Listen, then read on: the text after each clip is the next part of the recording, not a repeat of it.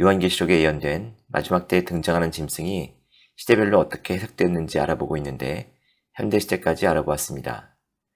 요한계시록에 등장하는 짐승에 대해서 다시 설명드리면 요한계시록에 마지막 때 두 짐승이 등장하는데 바닷속 무적행으로부터 올라오는 첫 번째 짐승은 용으로 묘사된 사탄의 권세를 받아 하나님께 대적하는 적 그리스도이며 땅에서 올라오는 두 번째 짐승은 첫 번째 짐승에게 경배하고 짐승의 표를 받도록 하는 거짓 선지자입니다.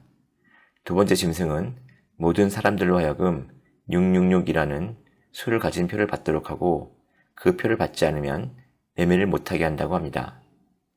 마지막 때는 예수님의 초림 이후 시작되었고 마지막 때 적 그리스도의 예표들이 등장하기 시작하였는데 고대 로마 시대에는 크리스천들을 핍박한 네로 등 여러 황제들이 적 그리스도로 여겨졌었습니다. 주 313년 기독교를 공인하여 교회를 타락의 길로 빠지게 한 콘스탄티누스도 평화를 가정한 적 그리스도로 보았습니다. 기독교 공인 이후에 세워진 로마 가톨릭 교회의 교황들은 기독권 등을 활용하여 성경의 진리를 왜곡할 뿐 아니라 성경의 진리를 따르는 크리스천들을 이단으로 몰아 종교재판이라는 명목으로 핍박하였으며 그로 인해 위클리프, 루터, 칼빈 등 여러 종교개혁가들로부터 적 그리스도로 지목되었습니다. 현대에는 사회주의, 공산주의 등 전체주의 사상을 내세우며 유대인들과 크리스천들을 박해한 자들이 적 그리스도의 예표로 지목되었습니다. 히틀러, 스탈린, 김일성, 김정일 등이 현대 적 그리스도로 간주되는데 이후에도 요한계시록의 예언에 따라 적 그리스도로 여겨지는 인물들이 지속적으로 등장하고 있습니다. 3대째 북한의 독재자로 자신을 신격화하며 크리스천들을 박해하는 김정은, 알라를 내세우며 크리스천들을 핍박하는 IS나 보코하람과 같은 이슬람 단체의 리더들을 예로 들 수 있습니다.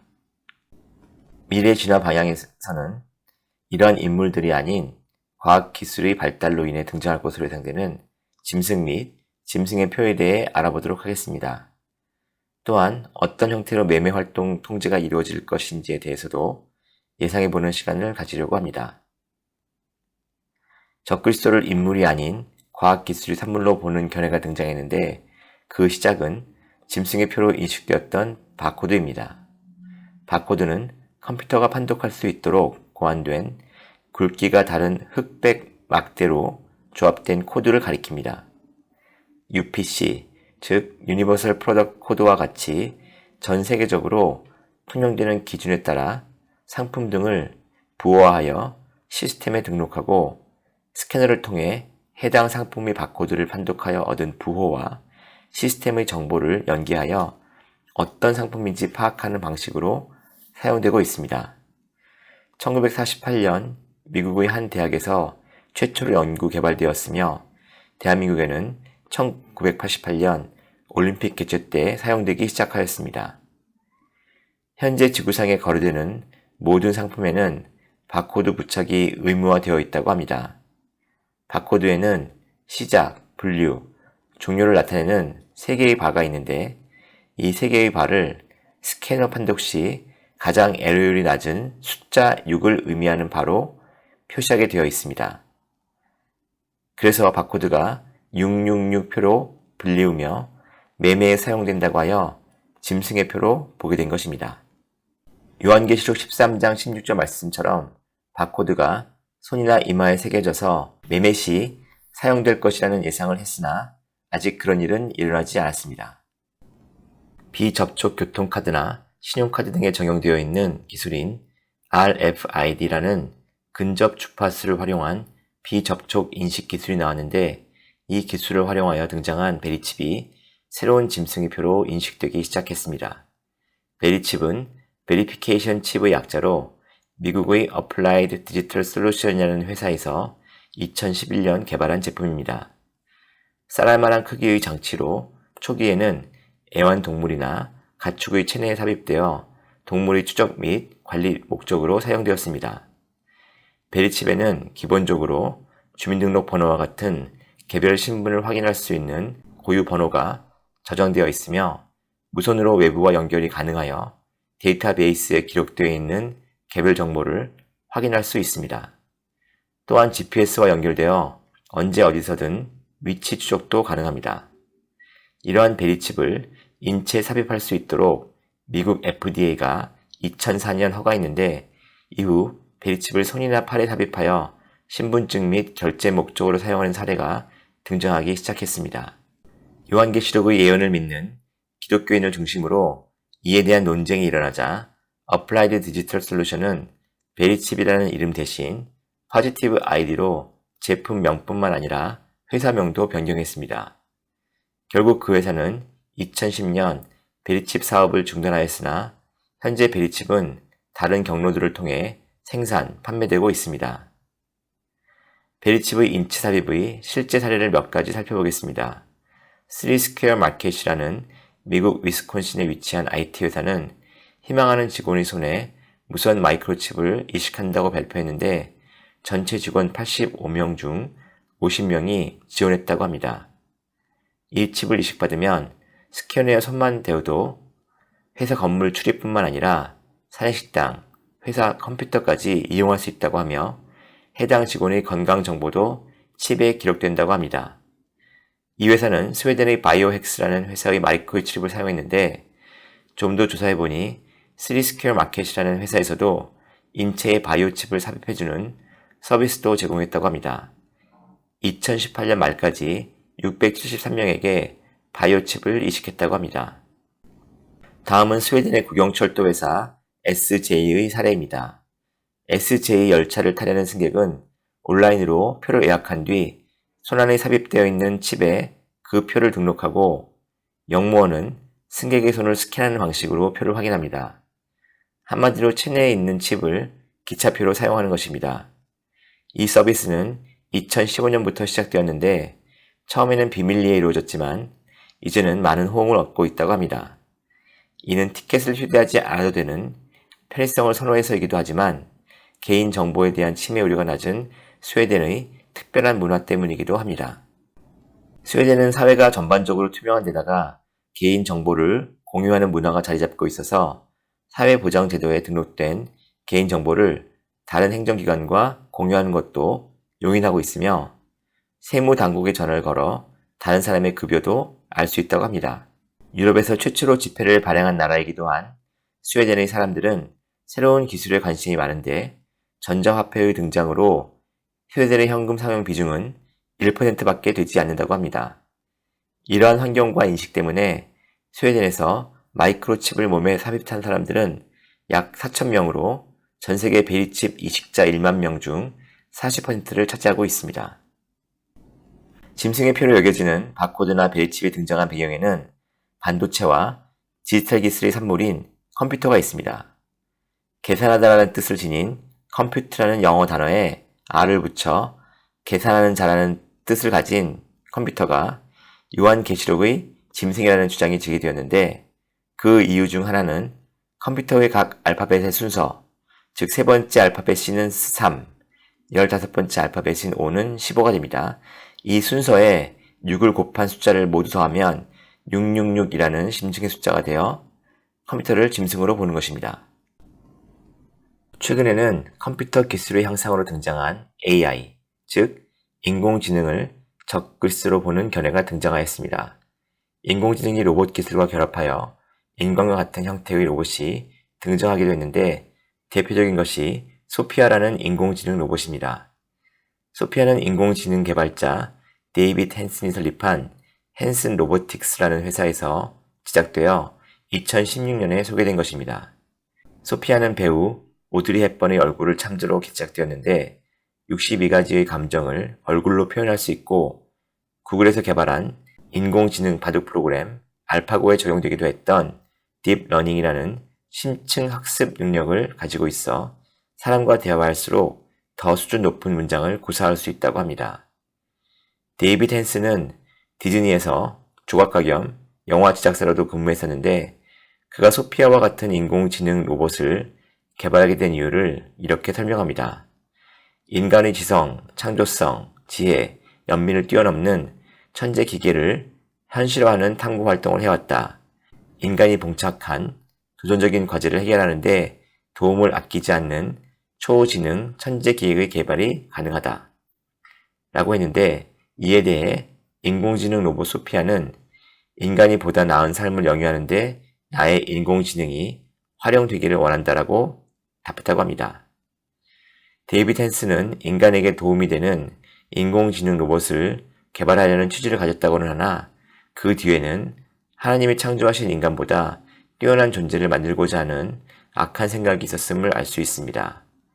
하나님과 동등하거나 보다 높아지려고 했던 루시퍼나 바벨탑을 만들던 니므롯 등이 떠오릅니다. 인공지능 로봇 소피아는 2017년 사우디아라비아 리야드에서 열린 미래투자 이니셔티브 행사에서 연설 도중 사우디아라비아로부터 시민권을 획득하기도 했습니다. 자체적으로 트위터 계정도 운영하는 등 계속 인간과 가까운 방향으로 진화하고 있습니다.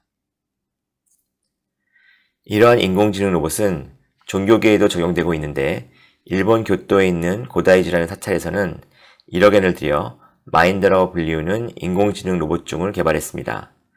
2017년 9월에 개발을 시작해서 2019년 2월에 완성된 이 로봇은 법문을 영상으로 투사하기도 하고, 반야심경에 대한 해설을 하기도 하고, 참배자를 확인하고 스스로 합장도 한다고 합니다. 로봇 앞에서 절하는 사람들의 모습이 참으로 안타깝게 느껴집니다. 2017년 종교개혁 500주년을 맞이하여 독일 비텐베르크에서는 Bless You Too라는 로봇 목사가 소개되기도 했습니다.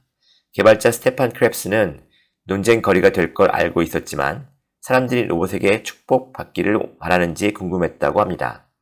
앞에 소개된 두 인공지능 로봇보다 투박한 모습인데, 사용자가 가슴에 있는 터치스크린을 눌러 언어와 목소리, 성별, 축복의 종류 등을 선택하면 로봇이 손을 지켜들고 손에서 빛을 쏘며 성경 구절을 암송한 뒤 축복의 메시지를 전한다고 합니다. 아직은 생소한 인공지능 로봇의 미래는 어떨까요? 시대의 유행처럼 잠시 있다가 지나가 버리는 것일까요? 아니면 스마트폰과 같이 시간이 지날수록 인간 사회에 더 깊이 파고들어와 우리 삶에 점점 더 많은 영향력을 끼치게 될까요? 기업 정보 관리 전문회사 오픈텍스트가 2018년 여러 나라에서 실행한 인공지능에 대한 설문조사 결과에 따르면 인공지능 또는 인공지능 로봇에 대한 부정적인 이미지가 감소하면서 긍정적인 이미지가 복각하고 있는 추세임을 확인할 수 있습니다. 영국인 2,000명을 대상으로 한 설문조사에서는 인공지능 로봇이 자신의 직업을 대체할 것이라는 질문에 그렇다라고 대답한 비율이 21%로 2017년의 25% 대비 낮아졌습니다. 인공지능 로봇과 같이 근무하는 것에 대한 긍정적인 의견은 35%로 이 중 23%는 회사에서 인공지능 로봇을 고용하는 것을 적극적으로 찬성한다고 했습니다.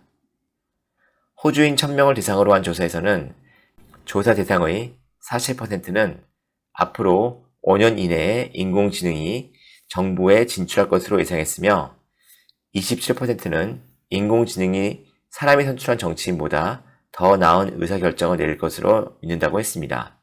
의료 분야에 인공지능을 적용하는 것에 대해 28%는 인공지능이 더 정확한 진단을 할 것이다. 21%는 더 빠른 결과를 제공할 것이다. 33%는 인공지능의 진단을 신뢰하고 믿는다고 했습니다. 인공지능이 성경에 예언된 적글수로 등장하게 될지는 모르지만 편의성, 비용, 효율성 등을 이유로 과학기술의 발달과 함께 인공지능 및 인공지능 로봇이 앞으로 더 많이 확산될 것으로 판단됩니다.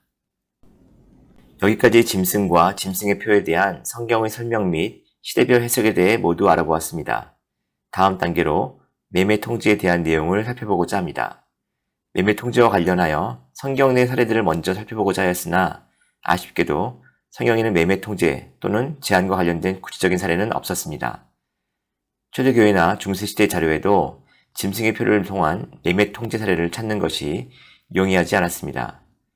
따라서 현재 일어나고 있는 상황들을 기반으로 마지막 때 짐승의 표를 통해 실행될 매매 통제의 모습을 예측해보고자 합니다. 매매 통제 상황을 예측하는데 첫 번째 고려해야 할 점은 지폐 없는 사회의 도래입니다. 물물 교환 경제에서 화폐 경제로 전환되면서 최초에는 조개껍질, 소음과 같은 휴대하기 편하거나 범용성이 있는 희소성 있는 물건이 화폐로 쓰였습니다. 주조술이 발달하자 상품 화폐는 동전과 같은 금속 화폐로 전환되었고, 인쇄술의 발달로 동전 화폐는 종이 화폐, 즉 지폐로 전환되었습니다. IT 및 관련 기술이 발달하자 전자화폐가 등장하였는데, 앞으로 이 전자화폐가 지폐를 대체할 것이라는 것은 화폐 변천사를 보면 당연히 일어나야 하는 변화로 보입니다. 전자화폐는 이미 많은 사람들에게 익숙한 화폐로 자리 잡았는데, 두산 백화사전에 따르면 전자화폐는 기존의 지폐나 주화를 대체하는 새로운 개념의 전자적 결제 수단으로 1990년 중반 유럽 중앙은행, 국제결제은행 등에서 사용되기 시작한 용어라고 합니다. 컴퓨터에 의해서만 확인이 가능하여 디지털 캐시, 사이버 캐시 또는 이캐시 등으로 불리우기도 하는데, 마이크로칩에 내장되어 있어 지폐나 주화의 본질적 속성은 그대로 있으나 금액의 정보가 디지털화되어 저장되어 있다는 특징이 있으며, 상품 등의 구매, 용역 구매 대가 지불 등에 이용 가능한데 휴대가 편해야 한다고 합니다. 누가 어떤 상점에서 무엇을 샀는지를 제3자가 알 수 없어야 한다고 하며 위조도 어려워야 한다고 합니다. 전자화폐가 예전 형태의 화폐들과 비교해서 가장 큰 차이점이라고 한다면 물리적인 형태를 가지고 있지 않다는 것입니다.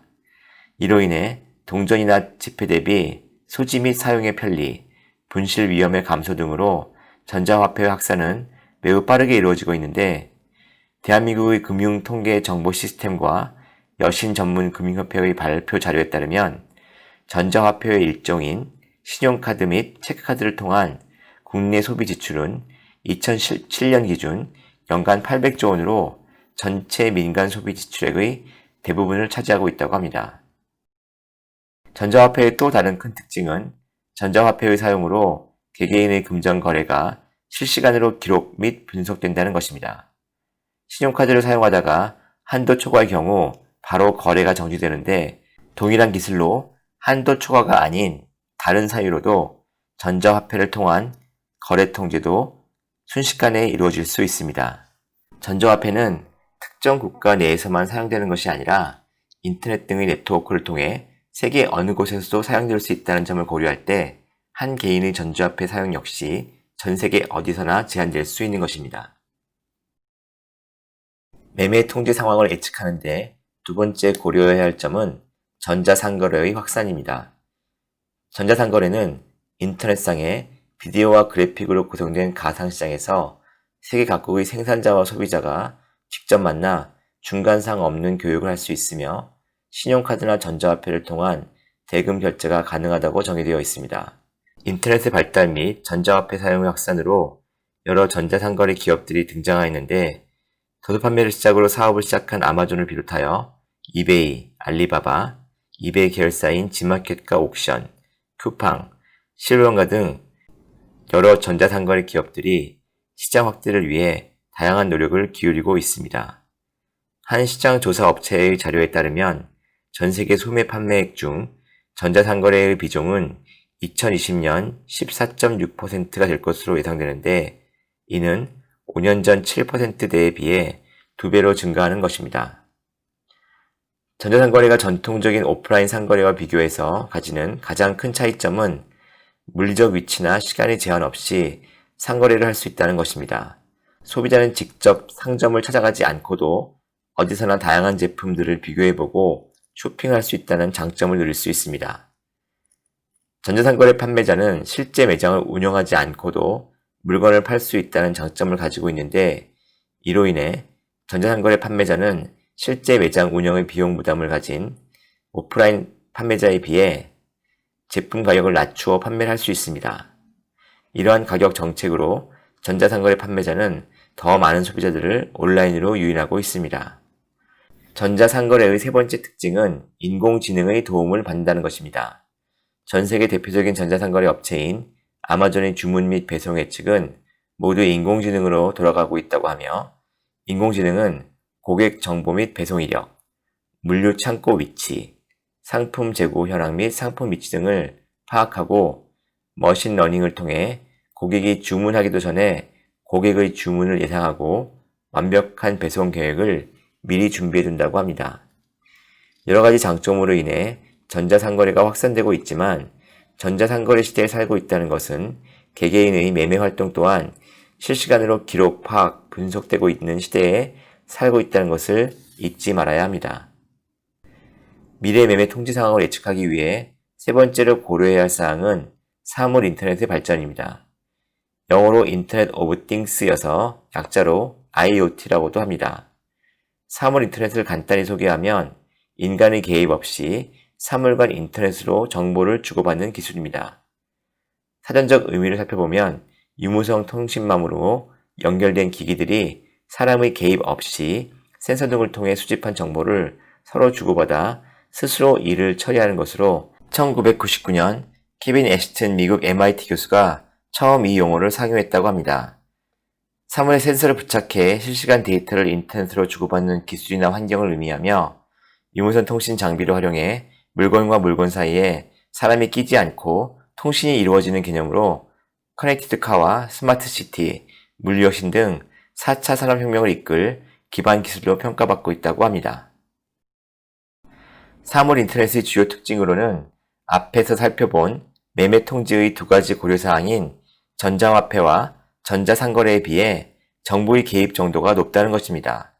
과학기술정보통신부가 2018년 발표한 자료에 따르면 대한민국의 사물 인터넷 시장 규모는 2018년 8.6조 원으로 2015년부터 평균 22.6%의 빠른 성장을 하고 있으며 미국, 중국, 일본, 독일에 이어 다섯 번째 규모의 시장으로 성장할 것이라고 전망하고 있는데 이러한 사물 인터넷 시장의 성장은 주로 정부 주도의 투자에 의해 이루어지고 있다고 합니다. 이와 연계한 두 번째 특징은 사물 인터넷은 공공의 안녕과 질서 유지를 근거로 운영되어 개인의 프라이버시와 관계없이 정부가 정보를 수집, 축적, 분석할 수 있다는 것입니다. 즉 전자화폐나 전자상거래를 하지 않아도 정부는 일반 개개인의 일상을 사물 인터넷을 사용해 추적할 수 있다는 것입니다. 향후 적그리스도 정부가 공공의 안녕과 질서를 이유로 사물 인터넷을 매매 통제에 사용할 수 있는 가능성을 예측할 수 있습니다. 향후 적그리스도의 매매 통제 상황을 예측하는 데 주요 배경이 되는 전자지폐, 전자상거래, 그리고 사물 인터넷의 등장과 발전에 대해서 알아보았습니다. 다음에는 실제 적용 사례들을 살펴보고자 합니다. 사회 감시와 통제에 많은 투자를 하여 타국보다 이 분야에 앞서 있는 중국의 사이버 감시 체계 사례를 살펴보겠습니다. 먼저 전자화폐와 관련된 부분입니다. 가짜 분유, 가짜 계란, 짝퉁 명품 등 위조가 성행하는 중국에서는 지폐마저 위조 지폐에 대한 우려가 높아 현금 거래가 전자화폐 거래로 빨리 대체되고 있습니다. 현금을 사용하면 미개인이라는 소리까지 듣는다고 합니다. 이에 따라 점점 더 많은 개개인의 화폐 거래 정보가 실시간으로 디지털 저장 장치에 기록되고 있는데 최근에는 중국 정부에서 디지털 화폐를 발행하겠다는 발표까지 하였습니다. 2020년 발행 예정인 이 디지털 화폐는 PBOC, 즉 People's Bank of China인 인민은행을 통해 발행될 가능성이 높으며 비트코인이나 리브라와 같은 민간 기업이 발행하는 디지털 화폐를 대체하려는 목적도 있다고 합니다. 일반 상업은행에서 인민은행을 통해 기존 현금을 CBDC, 즉 Central Bank 디지털 커런시를 교환하고 이 디지털 화폐가 개인 및 기업 간의 거래에 활용되면서 점차 전환의 폭을 넓힌다는 계획입니다. 이것이 성공한다면 중국은 모든 개인 간의 화폐 거래를 파악하고 통제할 수 있는 최초의 국가가 될 것입니다. CBDC의 거래 기록이 중국 정부의 서버에 남게 되고 중국 정부가 원하면 언제든지 거래 내역을 들여다볼 수 있기 때문입니다. 중국 항저우에 본사를 두고 있는 알리바바 그룹은 알리바바.com, 알리익스프레스, 타오바오, 티몰 등을 운영하는 세계적인 전자상거래 업체로 영어 교사 출신의 창업자 마윈 회장으로도 잘 알려져 있는 회사입니다. 11월 11일을 광군절이라고 하여 싱글들이 쇼핑하는 날이라고 마케팅을 해서도 유명해졌는데 2019년 광군절 하루 타오바오에서만 매출이 44조 원이나 되었다고 합니다. 중국에서 전자상거래가 얼마나 활성화되어 있는지를 알 수 있는데 알리바바닷컴의 개인정보 보호 정책을 보면 회원 정보 조항에 제시되지 않은 목적으로도 개인정보를 활용할 수 있다고 되어 있으며 그 조건은 해당 국가의 정보보호법에 따른다고 합니다. 개인의 자유보다 전체의 이익을 중시하는 중국에서는 개인정보가 제대로 보호받기 어려운데 2018년 11월 인터넷 안전 감시와 감독에 관한 규정에 따르면 중국의 내부 경찰기관인 공안부는 중국에서 운영하는 중국 기업뿐만 아니라 외국 기업의 네트워크까지도 수사할 수 있는 권한을 가지고 있음을 알 수 있습니다.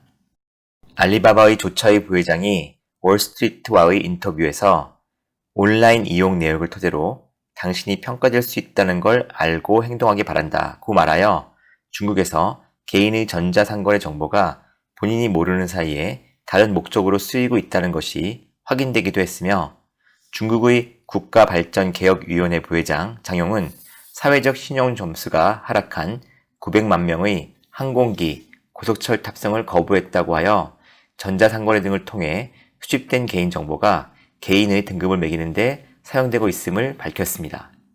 중국 정부는 사회 감시를 위해서 사물 인터넷 등에 많은 투자를 하고 있는데 2017년 보안을 위해서 1조 2,400위안, 대한민국 원화로 209조 원의 지출을 하였습니다.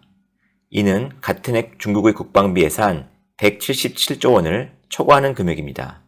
이러한 투자로 2018년에는 하늘의 그물이라는 뜻의 티엔왕이라고 불리는 범죄 용의자 추적 시스템이 도입되었는데 구글과 같은 중국의 검색 엔진인 바이두의 소개에 따르면 티엔왕은 거리에 설치된 대량의 CCTV를 이용해 인터넷 모니터를 구축한 것이며 공안기관의 노상 범죄 감시의 핵심 도구이며 도시 치안의 강력한 배경으로 현재 대부분 대도시에서 이 시스템을 운용하고 있다고 소개되어 있습니다.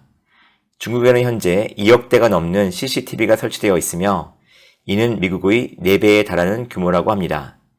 2020년에는 3억 대, 2021년에는 4억 대의 CCTV를 설치할 계획을 가지고 있다고 합니다. 티엔왕을 통한 1:1 안면 식별 정확도는 99.8%에 이른다고 하는데 이 안면 인식 기술은 사람들이 많이 왕래하는 기차역과 같은 데도 적용되어 감시의 도구로 사용되고 있습니다. 왼편 윗사진은 CCTV로 베이징역 통행자들의 안면을 인식하는 장면입니다.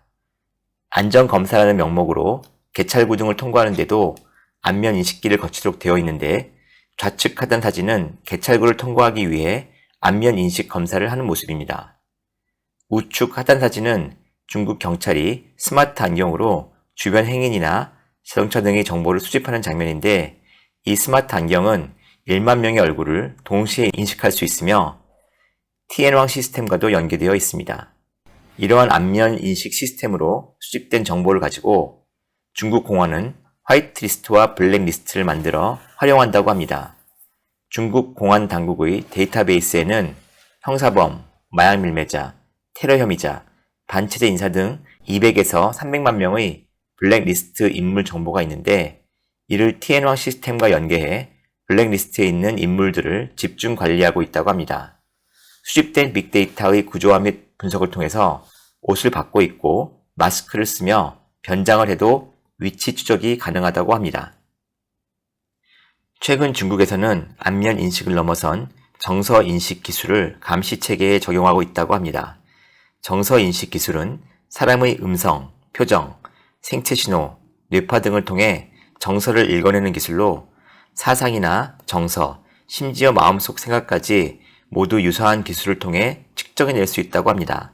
미국 버지니아주 조지 메이슨대 네트워크 엔지니어 수지아 공 부교수는 자유아시아 라디오와의 인터뷰에서 정서 인식 기술이 신기술은 아니지만 사회에 널리 쓰이는 것은 중국이 처음이라며 이 시스템은 기쁨이나 불안, 분노 같은 사람들의 정서를 판단할 수 있다. 만약 이 시스템이 일반화되면 중국 사회는 상상할 수 없는 두려움에 빠질 것이다라고 경고합니다. 또한 과거에는 겉으로 드러내지 못해도 마음속으로는 불만을 가질 수 있었고 정권이 마음에 안 들면 눈빛으로나마 표출할 수 있었는데 이제는 그런 눈빛까지도 중국 공산당이 알게 되는 것이라고 설명합니다. 이러한 중국의 감시체제에 대항한 사건이 최근 홍콩에서 있었습니다. 중국의 송환법 등에 반대하여 2019년 3월 31일 시작된 홍콩 시위에서 시위자들이 쇠톱으로 가로등을 잘라버리는 장면이 있었습니다. 그 가로등은 일반 가로등이 아니라 최첨단 카메라 및 센서가 설치된 스마트 가로등으로 시위자들을 추적하는 데 사용될 수 있기 때문에 제거한 것입니다. 시위자들은 정부의 추적을 피해 옥토퍼스라는 교통카드를 사용하는 대신 현금을 이용하기도 했으며 CCTV에 얼굴이 노출되는 것을 방지하려고 마스크나 우산을 쓰고 다니기도 했습니다. 정부가 시위대들의 전자화폐 사용이나 전자상거래를 통제했다는 뉴스는 없었지만 시위대들은 사물 인터넷을 통한 개인정보 유출 및 그에 따른 정부의 감시를 피하기 위해서 미리 대처한 것이었습니다. 홍콩 시위자들이 중국의 사이버 감시 체계에 예민하게 반응하는 이유 중 하나는 중국이 신장 지역에 사는 위구르인들을 어떻게 감시 통제하고 있는지 알고 있기 때문입니다. 중국 영토의 6분의 1을 차지하고 있는 신장은 몽고, 러시아, 카자흐스탄, 키르기스탄, 타치기스탄, 아프가니스탄, 파키스탄, 인도 등 8개국과 국경을 맞대고 있는 중국 최서단 지역의 전략적 요충지로 그 지역에 거주하고 있는 여러 민족 중 최다수의 민족인 위구르족이 동튀르케스탄이라는 이름으로 두 번의 독립국가를 세웠으나 1949년 중국에게 점령당하고 신장 위구르 자치구가 된 지역입니다. 종교는 이슬람교이며 외모에 있어서도 중국인들과 많은 차이가 있습니다. 2014년 4월 시진핑이 중국 국가주식 취임 후 신장의 우르무치 방문 때 폭탄 테러가 일어났습니다. 이후 이 지역에 대한 감시 체계가 아주 철저하게 강화되었는데 다수의 경찰 초소 설치, 무장 장갑 순찰차 운영, 상주 감시원 도입 등도 모자라 수만 개의 감시 카메라와 감시용 드론, 그리고 홍채 및 안면 인식 장치를 통해 마을 사람들을 감시 통제합니다. 이에 더해 주민의 DNA도 수집하고 개인 핸드폰에 펑차이라는 감시용 모바일 앱을 설치하여 개인 위치 추적뿐만 아니라 핸드폰을 통한 통화, 메시지 등을 중앙 서버로 보내어 감시한다고 합니다. 이러한 방법으로 중국 정부는 신장 위구르 지역을 창살 없는 감옥처럼 만들었는데 이런 감시 시스템을 통해 블랙리스트에 오른 이들은 재교육 명분으로 수용소에 구금되기도 합니다. 현재 신장에 거주하고 있는 위구르인의 10% 정도인 100만여 명이 수용소에 있다고 하며 수용소에서는 중국어로 중국 국가나 찬양가를 부르고 시진핑에 대한 경배를 해야 음식을 주는 등 친중국화 세뇌교육과 다양한 핍박과 고문이 일어나고 있다고 합니다. 중국 정부의 신장 위구르 지역 감시와 통제에 대해서 더 자세한 내용을 알고 싶다면 유튜브에 여러 자료가 있으니 검색해 보실 것을 권장합니다. 세계 제2의 경제대국으로 떠오른 중국이 개인의 프라이버시를 무시하면서까지 감시 체계를 강화하고 있는 이유는 무엇일까요? 뉴욕타임스는 중국 정부는 14억 인구를 추적하고 신원을 확인하기 위해 첨단 기술의 도움으로 국민 감시 시스템을 구축하고 있다며 기술은 일반적으로 민주주의와 자유의 확대, 세계화의 연결 등을 낳지만 중국은 이를 뒤집어 통제에 쓰고 있다고 했습니다. 미국은 중국보다 경제적뿐만 아니라 과학기술에 있어서도 훨씬 더 우위에 있지만 미국이 감시 통제 사회라는 말은 들어보지 못했습니다. 미국에서 전자화폐, 전자상거래, 사물 인터넷 등은 경제를 발전시키고 삶을 더 윤택하게 하거나 국민들을 위험으로부터 보호하는 데 사용되고 있으며 자국민들을 감시하고 통제하는 목적으로는 사용되고 있지 않습니다. 중국의 자국민 감시에 대해서 제미 중국 법률학자인 텅바오는 개인 정보와 개인의 프라이버시는 개인 권리의 중요한 구성 부분이자 개인 자유의 일부분으로 오래전부터 국제인권 기준에 규정되어 있지만 중국 정부는 이러한 법의 규제를 받지 않는다고 그 이유를 설명합니다. 따라서 중국은 현 국가체제를 개개인의 자유보다 중시하는 국가이기 때문에 막대한 돈을 들여서까지 21세기의 최첨단 기술을 공산당 독재 체제 유지에 사용하고 있는 것입니다. 공공의 안녕과 질서 또는 인민의 풍요로운 삶을 위한다는 것은 포장일 뿐이고 주 목적은 개인의 생활 감시 및 통제로 공산당 정권을 유지하려는 것입니다. 경제적으로 풍요롭지 못하여 중국과 같이 첨단 기술에 투자는 못하지만 북한의 공산당도 체제 유지를 위해 주민들을 심하게 감시하고 통제하고 있다는 것은 잘 알려진 사실입니다. 중국 사례를 통해서 마지막 때 짐승의 표를 통한 매매 통제는 과학기술의 발전 자체로만 실현되는 것이 아니라 그 기술을 사용하는 주체에 의해서 결정되는 것임을 알 수 있습니다. 대한민국의 경우를 살펴보겠습니다. 대한민국은 세계 IT 강국으로 짐승과 짐승의 표를 실행하기에 좋은 기반을 갖춘 국가입니다. 세계 반도체 매출 1위와 3위 업체가 대한민국의 기업이며 세계 스마트폰 1위 업체도 대한민국의 기업입니다. 대한민국은 OECD 국가 중 무선 초고속 인터넷 보급률과 유선 초고속 인터넷 품질이 1위이기도 하며 세계 최초로 5G 통신 기술을 상용화하기도 했습니다. 하지만 중국과 같은 감시사회 국가가 되지 않은 것은 자유민주주의 체제의 국가로 이 정체성을 지키고 있기 때문입니다. 하지만 현재 이 대한민국이 큰 위험에 빠져 있습니다. 대표적인 것이 대한민국 안보의 퇴행입니다. 주적 북한이 핵무기를 보유하고 있는 상황에서 국방력을 강화해야 하는데 지난 2년간 현 정부는 국방력을 약화시키는 여러 정책들을 실행하였습니다. 국정원의 국내 활동을 해체하여 대한민국에 침투한 간첩을 잡지 못하게 하고 DMZ의 감시초서, 휴전선 근방 철조망, 서해 5도 방어선 등을 철거하였으며 여러 사단과 군단을 해체하였을 뿐 아니라 병력 인원 및 복무 기간도 줄여 국방력을 매우 약하게 만들었습니다. 2018년 9월 19일 모든 공간에서의 상대방에 대한 일체의 적대 행위 전면 중지 등을 포함한 군사 분야 합의서를 교환하기도 했지만 북한은 계속해서 미사일 및 대포로 대한민국을 위협하고 있으며 대한민국 정부는 북한과의 좋은 관계를 유지해서 평화를 지켜야 한다는 핑계를 대며 아무런 조치도 취하지 않고 있습니다. 이런 어처구니 없는 일들이 벌어지고 있는 이유는 거짓 탄핵으로 정권 잡은 세력이 종북, 친중, 좌파이기 때문입니다. 대한민국의 대통령이란 사람이 전 세계인이 지켜보는 동계올림픽 개회식에서 북한의 간첩을 존경한다고 공표하기도 하고 중국의 베이징대에서는 중국을 삼봉우리와 같은 나라, 대한민국을 작은 나라로 소개하며 자국민들을 감시 통제하는 중국과 꿈을 함께하겠다고 했습니다. 여당인 더불어민주당은 헌법에서 자유를 빼자, 중국 공산당을 벤치마킹한 공수처를 설치하자는 등의 주장을 하며 대한민국을 전체주의 국가로 만들어 통제하려는 속셈을 드러내고 있습니다. 이러한 종북 친중 좌파 정권에 대항하여 영적으로 깨어난 크리스천들이 회개하며 대한민국의 적 그리스도 국가화를 막기 위해 피를 토하며 기도하고 있습니다. 이에 문재인 정권의 실체를 깨달은 국민들도 대한민국을 지키기 위한 집회에 동참하고 있습니다. 이것은 정치나 이념을 넘어선 어둠의 영과 생명을 건 전투입니다. 마지막 때 짐승과 짐승의 표로 세상을 통제하고 크리스천들을 제거하기 위한 사탄의 계획에 맞서는 것입니다.